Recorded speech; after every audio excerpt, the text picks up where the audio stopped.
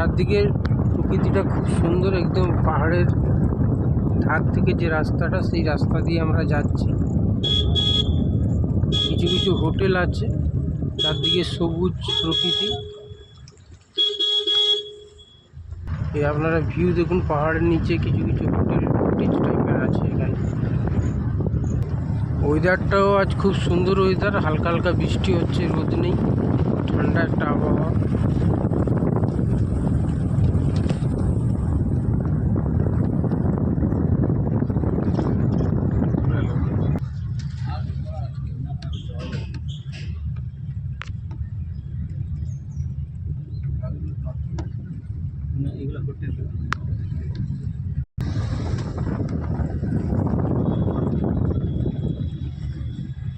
এইখানে পার্কিং করার জন্য টিকিট কাটছে,